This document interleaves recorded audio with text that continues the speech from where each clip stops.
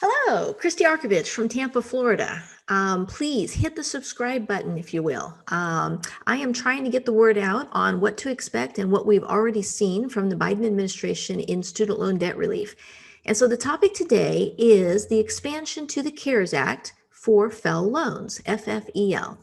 And so many people don't realize, but there are two very different loans that our federal government has. One is a type of loan under the Federal Family Education Act or program. It basically stands for FFEL or FFELP. And what it is it's originated by a third party. It's owned often by a third party and held by a third party, but it's guaranteed by the government. So these FFEL loans represented about 80% of federal loans out there before 2010. It was a huge market.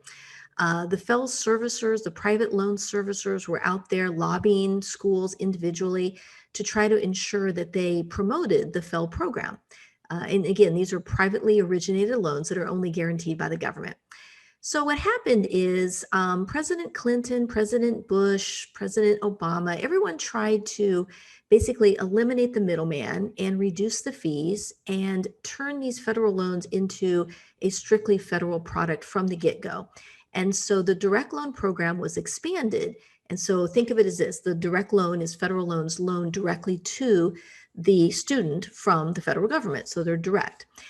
And so what they did is they flat out eliminated the FFEL program. It was discontinued in July of 2010, but we still have a lot of those old loans out there.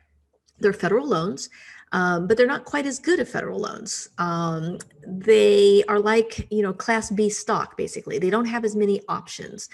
And so FFEL loans, for instance, are not eligible for public service loan forgiveness. Even the Repay Act, the 10% repayment app based on income, it's only for direct loans.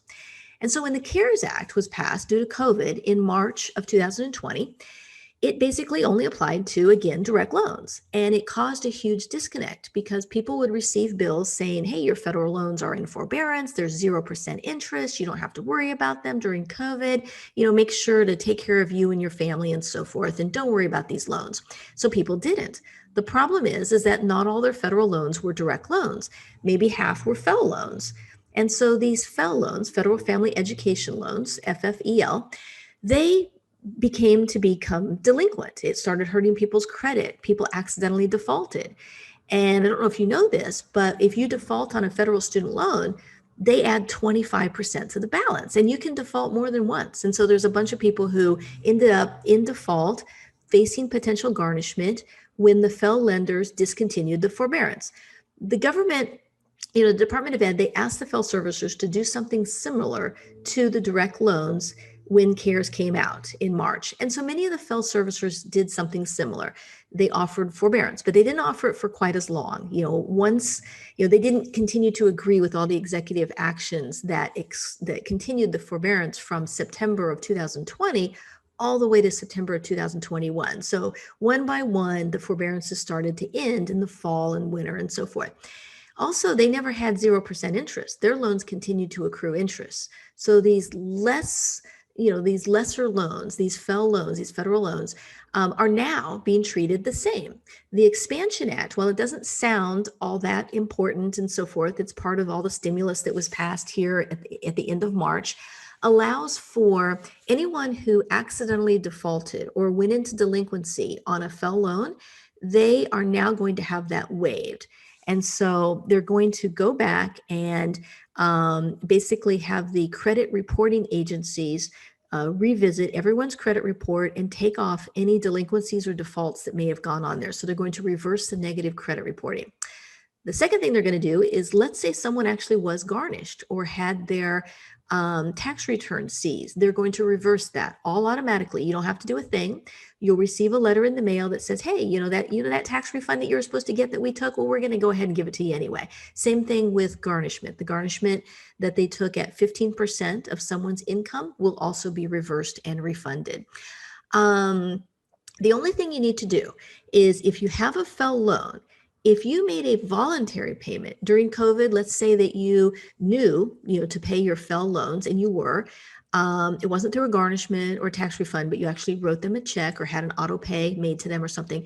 If you need that money back, you can ask for it. You just call your servicer, write them a letter, whatever it is, and they will give that money back.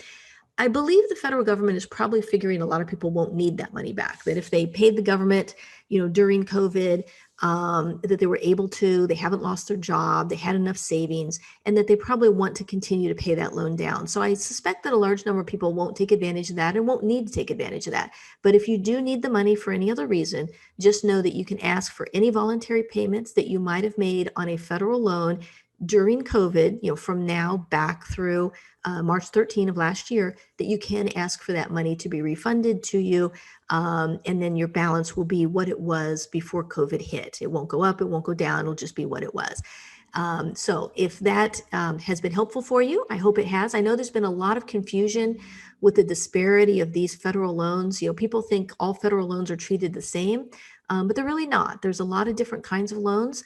And so in this series, we're going to talk about other things that the Biden administration has done or is expected to do. We're going to title each one of them by the event, whether it's public service, whether it's Parent Plus loans, whatever it is. So you don't have to listen to an hour or 2 hours of stuff. You can just zone right in on the particular question that you have or items.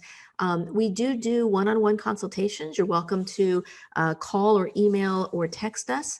And Sandra can go ahead and set you up for a one-on-one consultation. If not, please go ahead and hit the subscribe button below and send the videos to some friends that might have some similar loans. Maybe we can help them out. There's a lot of information that we have that we want to try to get out there in a way that's easily digestible and in a way that you can advocate for your own interest in getting rid of this debt once and for all. So thank you very much for listening. Again, it's Christie Arkovich from Tampa, Florida. Have a great day.